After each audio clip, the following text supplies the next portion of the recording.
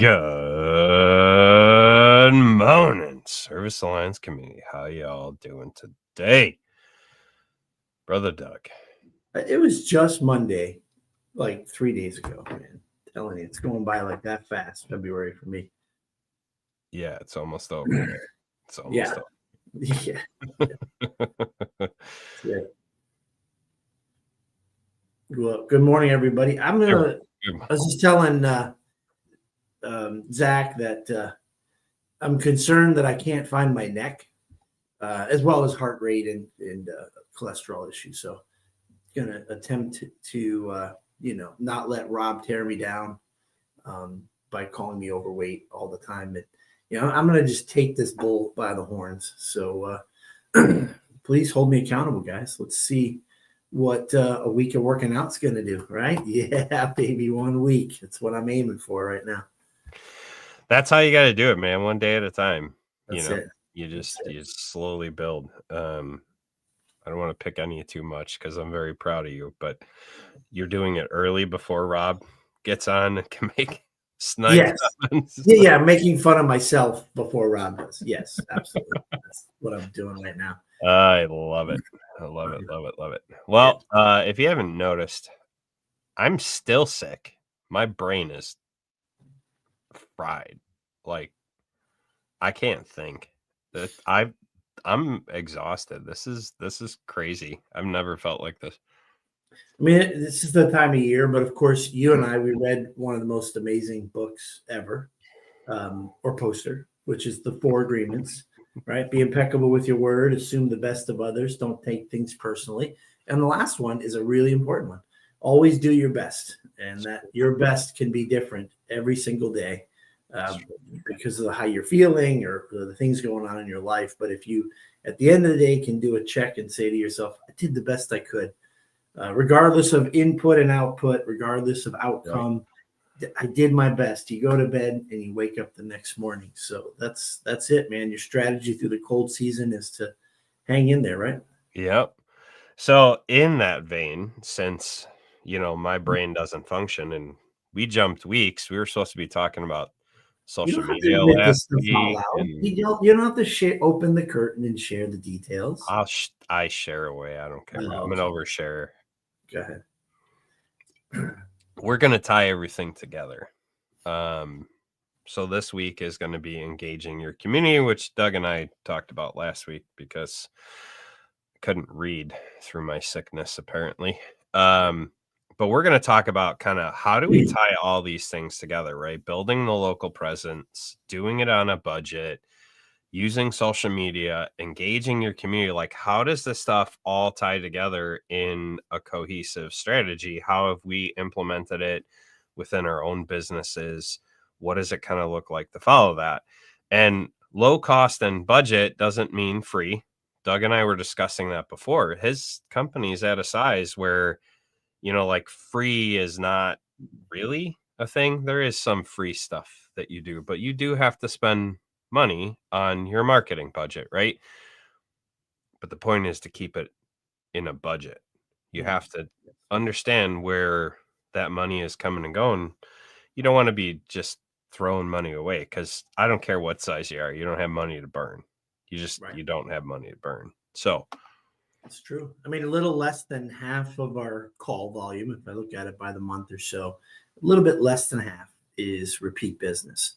Right. And that costs money, but like we talked about last week, it costs a lot of time and investment in making sure your customers are incredibly happy and satisfied, right? You maybe have to improve your warranty or expand your warranty so that you shine above the rest and give customers peace of mind and value for making that decision to go ahead and repair it over replacing it.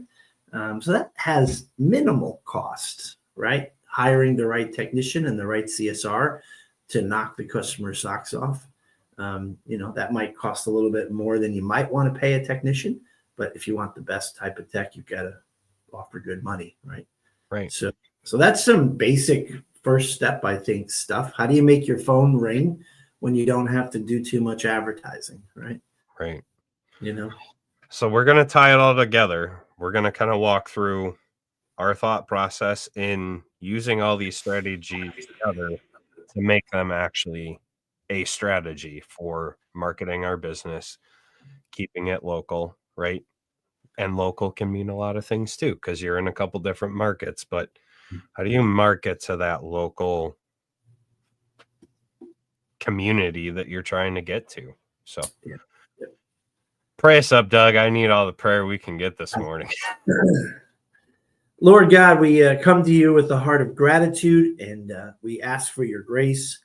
And Lord, when you wash your grace over us, when you, through your Spirit, show us the love that you had for us, the ultimate sacrifice, which defines your love, Lord, we ask that it frees us and gives us that time to be able to say, this is the best that I could have done today, and to go to bed with peace and rest of the Spirit, starting a new day, to do things that will benefit others, and knowing that, God, you provide everything that we need. Right in the book of John, Lord, you had the example of our Lord Christ taking 2 fish and 5 loaves, and Lord, you didn't just provide enough for everyone there, over 5,000. God, you provided that and more. And that's what you do, Lord. You give us more than we need in everything that you give us. And so, Lord, that means that we need to be good stewards of our gifts, of our treasures, of the things that you give us. That overabundance, Lord, help us use it to bless and benefit others. In Jesus' name, amen. Amen. So we have a team that we built, right? Mm-hmm. Or maybe we're 1 or 2 people, and we're doing all this marketing, and we're trying to get and retain customers. I think one of the things that doesn't get thought through all the time, and it doesn't so much matter if you're one guy, though it kind of does, the handoff. How do we hand it from our CSRs to our technicians? How do we hand it from the guy going to the BNI meetings to the CSRs to the technicians? Are we effectively moving our customer through the process? If you don't have that part, all the marketing in the world kind of doesn't matter, right? Because you're going to disappoint the customer and you're not getting the repeat business. And that's why that's important. So our goal is to retain some of these customers and engage them and get them to come back and use us again. Are we passing them through the process effectively? And right? that's a constant evolution. It changes. It needs to be looked at from time to time, and readjusted, improved, changed. I hear a lot of people today collecting the service fee up front, so that might prevent the cancellation rates from happening. There's a lot of things that can come along with that. So you have to make sure you don't lose customers in implementing new procedures. So yeah, your SOPs have to be loved and touched at least once a year, I think, and adjusted when you see things not working well, right? And the important part about that is communicating that with your team, making sure that it is clear. So if Doug goes to BNI and he gets a referral to another person and he's going to pass that off to the CSR, Doug needs to say, hey, here's the information that I have on the customer. Here's what's going on. Here's their information. Contact them and walk them through the process of how we do this. If you're upfront with customers on what you do, whether you collect the service free up front, you do it after the fact, that clear communication is a part of your marketing strategy. It sets you apart from other businesses because other businesses don't necessarily have a clear communication structure. Sure. So you help set those expectations early with the customer. So that's literally a free marketing thing that you do, and it goes with serving the customer well. It's crazy. Sometimes I feel like the bar is set low as consumers and customers, for at least for myself. Like in our BNI group, Did over they the answer the last few phone? years.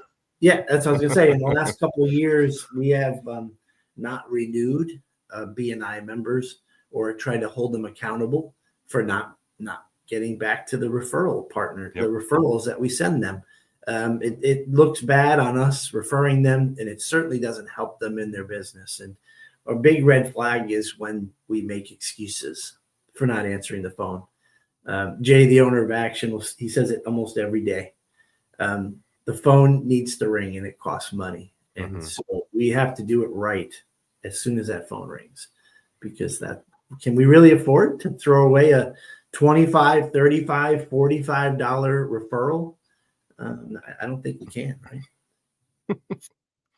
Oh, Saul.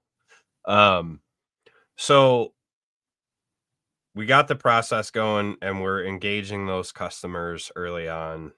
How do we find some of those customers? We kind of talked about that. So in your business, what are the channels that you're utilizing to get your business? Because you're not just dumping Google ads. That is a piece of what you're doing, but you're doing a bunch of different things to bring customers in. Yeah, I mean, I think all the standard stuff, right? You've got the Google advertising. We're now mailing, mailing out to customers that have had service recently, things in the mail, email campaigns, again, trying to remind people who we are, social media, Facebook. I think I'm going to start directing our reviews towards Facebook for a little bit. Not because the referrals are down, but I'm not. Someone had just recently told me that Facebook kind of triggers when referrals pop up that some of your organic might grow there. So it is about knowing it, and you're pretty good at it. We have a lot of friends that are really great at that. I am not. So I have to make sure that we have someone strong in that seat doing it. So something we just paid for is sort of like a social media person. He's going to ride along with each technician and make some shorts, some personal videos of, what makes this technician happy and excited, and, what's a good job, what's a bad job. So he's going to start to create some content that we're going to put up on social media as well. So we're going to try that and see. I can report back to you on it, so. Yeah, there's good value if it's done well and it's authentic, right? Yeah. So you're doing all the things, right? I utilize BNI, I utilize those personal referrals. I put myself in the community at volunteer events and stuff like that. I get my face out there, as well as on the social media. I've been dark for the last couple months because I'm testing what happens when I shrink that engagement and then come back with an actual organized structure for marketing it. So you talked about the marketing dollars, and you know the dollars, right? So one of the things we discussed this month was doing it on a budget. How the heck did you figure out what a budget needed to look like for Action Appliance? Like, what was that process like to begin to budget down? Here's how much marketing, here's what we're going to spend on marketing, and here's the range that we're willing to go through during the year. Well, I mean, I think we have years and years, decades of being a COD business. So we can look back on our numbers that are archived and see what is, whether we're still on track or if we're kind of swimming in deep waters, like we've tried Yelp and Angie's List, and sure you were in the phone books early on. We were in the phone. You've been around that long. Yep. But once we realized that, at least here in Northeast, Yelp and Home Advisor and Angie's List is really very expensive for us. So we've made adjustments as the market has adjusted for us, to us, right? Same thing with Google. I think we're going to definitely put aside in our budget, if not this year, next year, a certain amount of money that will ping communities. See, the challenge for us, and maybe I'm sure there's other people out there. I don't know if you know your numbers. There's about 196 towns and cities in the state of Connecticut. And that's just one region that we currently Mhm. service. How do we make an impact in the local communities of 196 towns and cities? It's going to have to be a strategy that we work through. And right now we're currently spending 3 to 4% on online advertising in our overall budget, which is pretty healthy. So there's places that we can go from here. We can do commercials, we could do billboard, we could do radio advertising, and that's going to be a pretty expensive piece, I think. But I think in the meantime, I'd love for towns to know us. Whether that's the little leagues or the local town centers or scholarships for high school graduates in different towns in the state. That's where we're kind of exploring now, where we can spend a little bit of money letting the community know that we do care about them. So I think that's an important part that we didn't really talk about this month. We did talk about it when we talked about branding our companies, but make sure you have a solid brand. If you haven't paid to make your brand cohesive and memorable, then it's going to be really hard to do any marketing effort. It's going to be really hard to get that name recognition, and you are going to spend a lot more dollars, and you can easily blow a budget if you haven't developed this core brand. So that's kind of like one of the first steps out there, is to get that cohesive brand together and develop that. And then you begin to develop your voice through all your marketing efforts and stuff like that. And you mentioned a billboard and that it can be expensive. They can be expensive, especially if you don't have a solid brand, right? The point of a billboard is brand recognition. Mhm. So it's, oh, hey, Action Appliance, I've seen them before. Mhm. And then they're not going to think about it. They're not thinking about their appliance while they're That's driving right. in the car, right? That's right. But something is going to trigger one of your other marketing efforts. If they're scrolling Facebook and all of a sudden they see a Action Appliance there, oh, hey, I saw a billboard in my town for those guys as I was driving to work. Let me call them, right? Right. And so you kind of have to tie all these strategies together: your social, your paid advertising, your branding. It all has to be funneled into one kind of tight knit package. Almost every marketing resource that I've worked with and tried to understand a little bit better, when I think they're more like a branding thing, I feel like there's a strategy to try to let you know that we're going to get you business. You're going to see business right away. And I don't know. I feel like you said, some of this stuff, just because you're out there does not mean that that's going to trigger, oh, that's right, I forgot my dishwasher broke. Your kids and your wife are already upset that the dishwasher's broken, that you said you'd fix it yourself. That thing is getting taken care of right away. So, branding money is interesting. So back to what you said, you need to get the basics down, your standard operating procedures, because you can't build a brand off inconsistency. Mhm. You got to have a great logo. Your truck has to be, lettered or wrapped. These are all the basic things that you don't want to put one in front of the other, until you get that thing going. So, Well, because if you don't, then we go from lower cost marketing to extremely expensive marketing, right? If these things aren't all in order before we start to market, before we start to engage the community, then it's going to cost a heck of a lot more to put our efforts out there.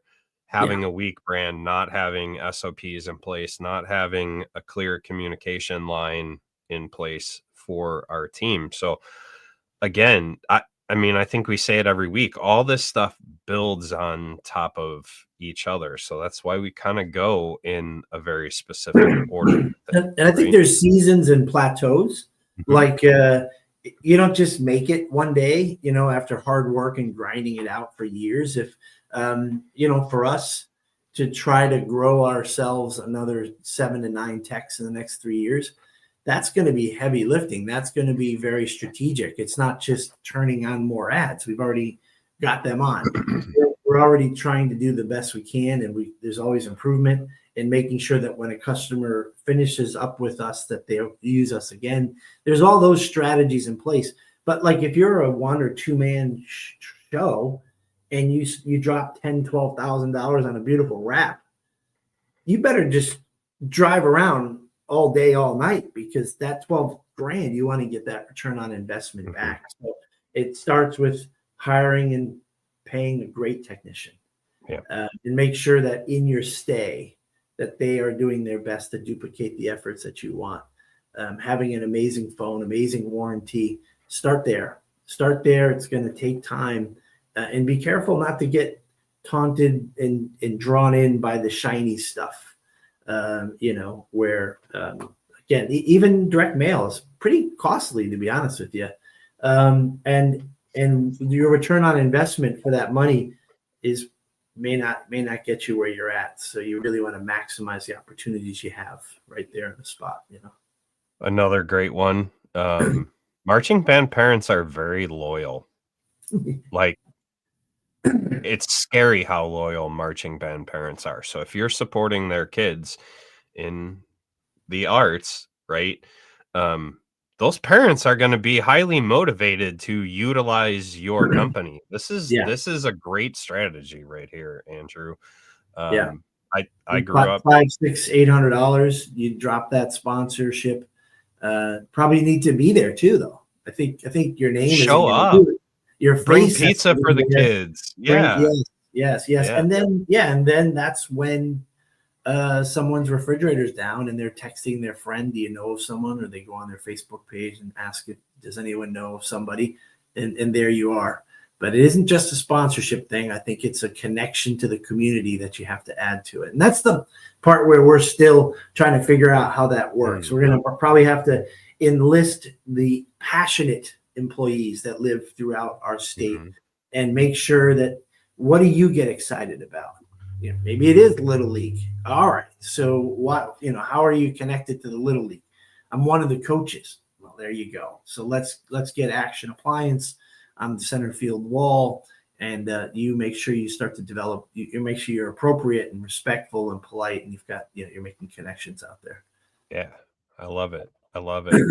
And this all comes over time, right? We begin to document what we're doing, what's working, what's not working, what we could do better, right? Maybe something's not working, but it's not working because we're not doing it our best, right? And so how do we kind of pivot through that?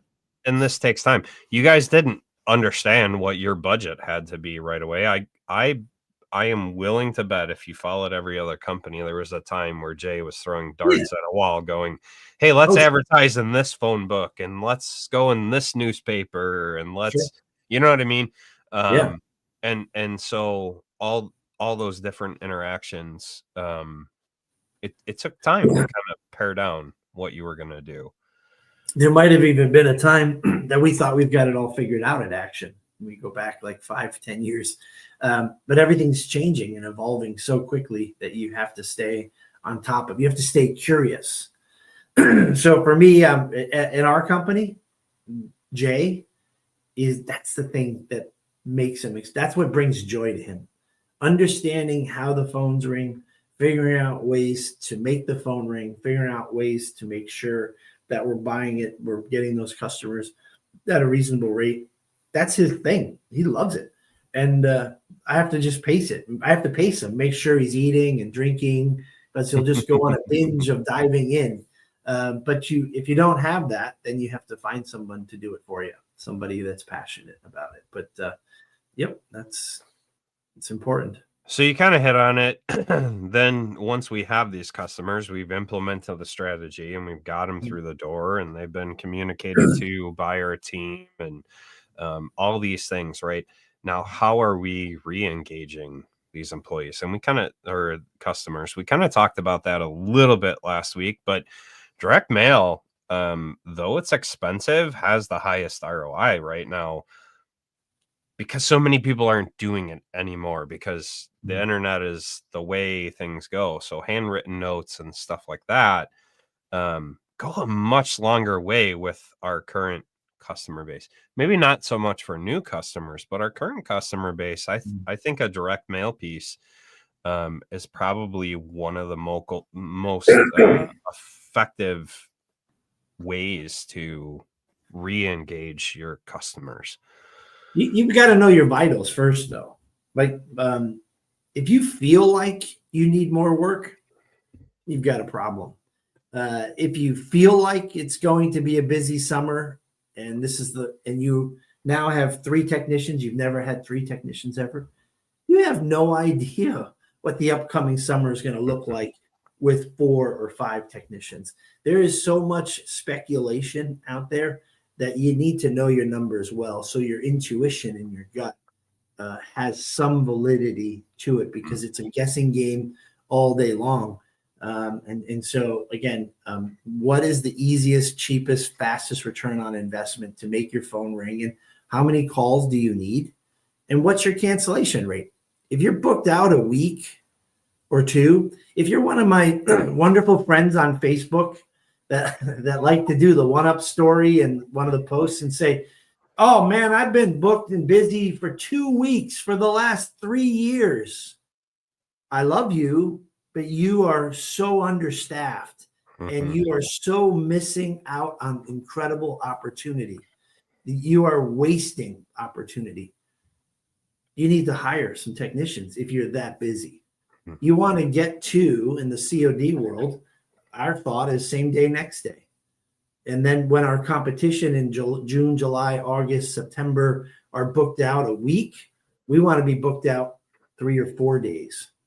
And so if you've been booked in solid, you need to hire people, or not, or turn your advertising completely off and stop spending money if you're spending money.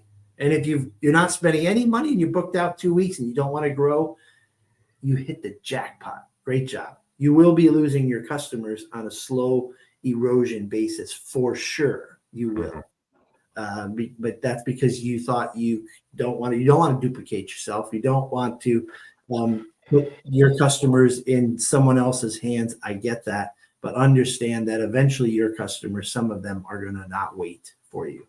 They're not waiting for you now. Some are, but most of them are not. And you're lucky if you get them back. We take new customers all the time. There's a guy out there named Doug, just like me. When he goes on vacation, our phones turn up, and all of a sudden we've got an extra 5 to 15 calls and he goes on vacation twice a year. So it's kind of funny that I know his vacation schedule. They're like, yeah, is this Doug's apply? Is Doug there? Well, no, Doug doesn't answer the phone. He always answers the phone. Oh, no, you've got Doug's appliance. That's who you're trying to reach. Yeah, he wasn't picking up his phone number, so I thought I would, and now they're playing the game, and I just tell the CSRs, you need to make a connection with that customer. You need to make them really excited about calling us. We're going to knock their socks off. Yeah, and that's engaging customers, right? Re-engaging customers. So we have these customers that we have, and you will lose them at a slow trickle. Because brand loyalty, if you haven't built that through trust, through appreciating your customers, through taking care of your customers, they are going to go somewhere else. It doesn't matter how long your brand has been around.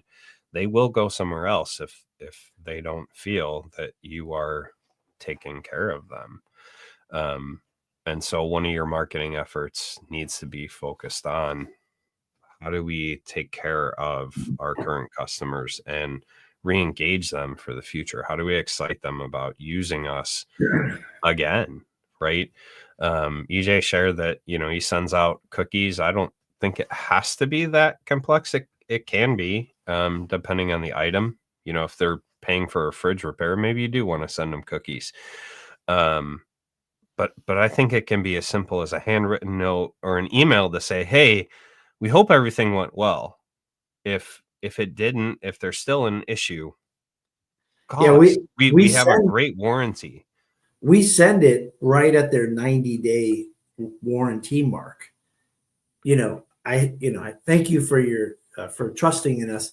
If you have any problem with that appliance, please reach out to us, because your warranty is about to expire.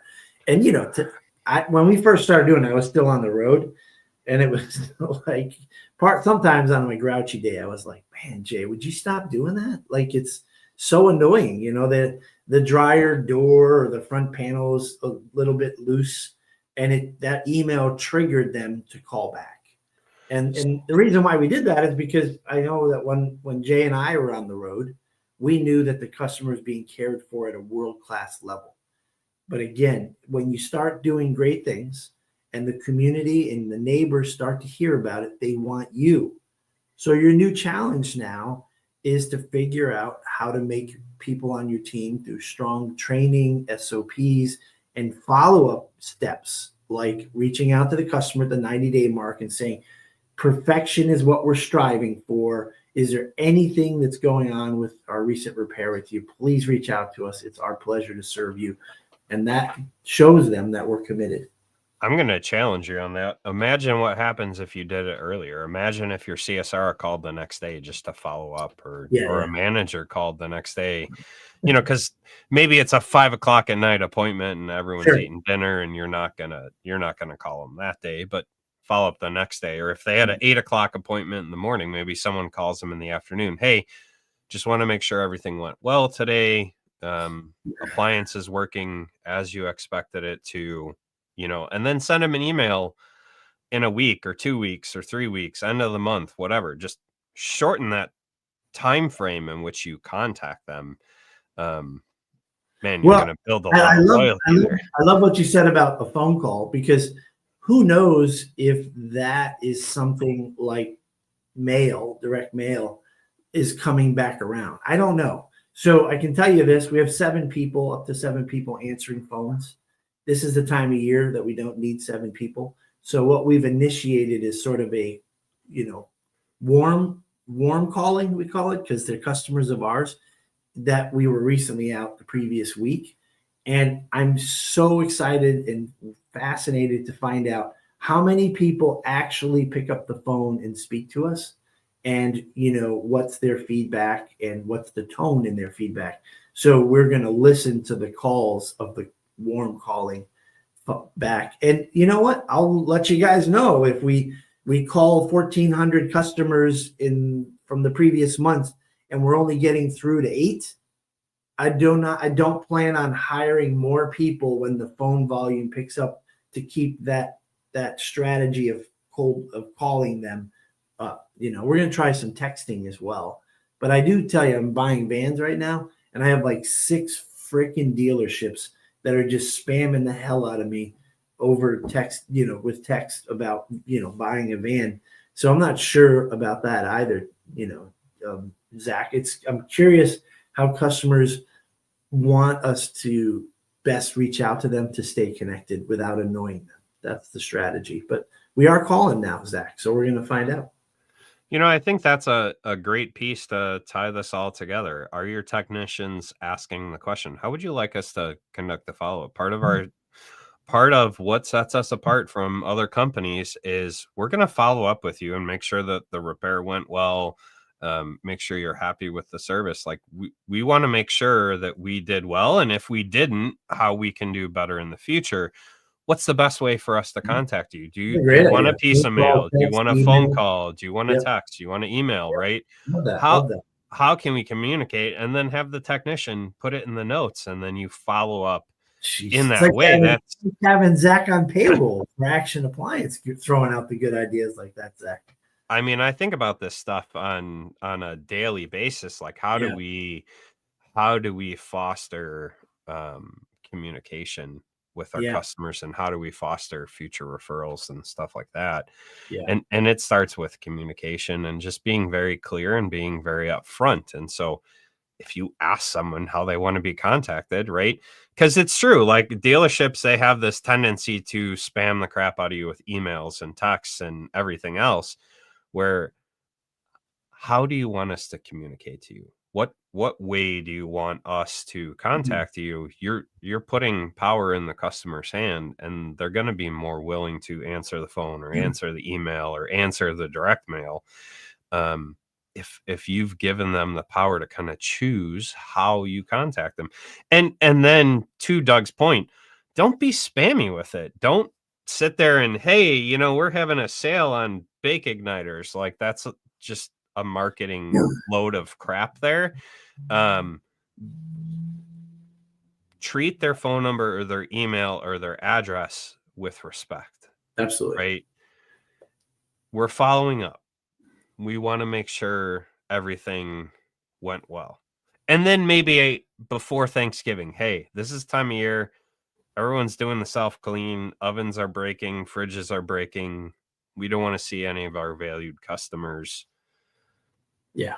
not able to host Thanksgiving if they're hosting, right? Like I'm already trying to figure it out, the SOP on this thing to get this to happen. And look at Saul's comment. This is even better because at the time of booking, they're still dancing with you. They're still trying to figure out who are these strangers that are going to come to my house. They say they've been in business since 1961, but are they really good or not? And to follow up with a question like this, when we're finished, we want to follow up to make sure everything went well. What's the best form of reaching back out to you? That's just that's building value at the time of booking. That could be one of the little things that people go, you know what, I've got a good feeling about this appointment with Action Appliance. And you know what's a common one, Zach? The wife and the husband or the two people in the home, they both schedule appointments at the same time. It happens a lot for us, or a significant amount. Can you imagine if one of them goes, no, you know what? Amazing person on the phone. They come out tomorrow, and I can tell, the vibe. I could feel like they know what they're doing. And it's questions like what Saul just brought up. That's a perfect one to add to the script at the time of booking. Well, and that highlights the point of what I was talking about. You set the expectations early on of what you're going to do. You're communicating to the customer very thoroughly and then making sure no one drops the ball. So if you said you're going to reach out after the service call and you're going to do it that evening or the next day, make sure somewhere there's a reminder to actually reach out to that customer and say, hey, just following up on the service call, make sure everything went well, make sure the appliance is working as expected. Communicate it early on and then follow through with it. And you're going to put yourself head and shoulders above everyone else. And that's how you're going to re-engage your customers. You followed up and there was an issue with that appliance. They're not going to remember that there was an issue and you had to come back out. They're going to remember that you contacted them. You did what you said you were going to do. And then you took care of it. Because we know things happen. We know you could change a part and another part could be faulty that you didn't know about until you changed the first part, right? But if you follow up and then you take care of it and you follow through, you gain a customer for life. They're not going to remember the problem. They're going to remember that you took care of them. Right. Yeah. You're right, Saul. Part of the great idea that Zach brought up was like, the biggest hurdle after creating 3 steps in my head, I was like, is getting the buy-in from the technicians to do it. And so to add it to the script that the CSR is leading by at the time of booking just has all these multiple benefits. So maybe I'll buy some parts from your company now. Just kidding. But that's why we do this. We have a community and we can come together and we can brainstorm and we can think through these issues together. But I mean, besides this terrible sense of humor, I think Saul's a very smart guy and is a great benefit to our community. It hurts me to say it out loud, but he is very beneficial to our community. Indeed. Well, guys, if you want more community engagement, servicealliancegroup.com. We do a monthly mastermind. We got one coming up March 15th here pretty soon.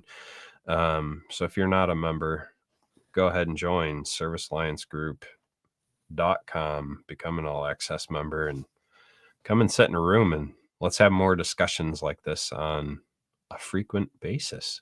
So with that, we will see you next time on the Morning Grind, guys. Have a good day. Have a great week, everyone.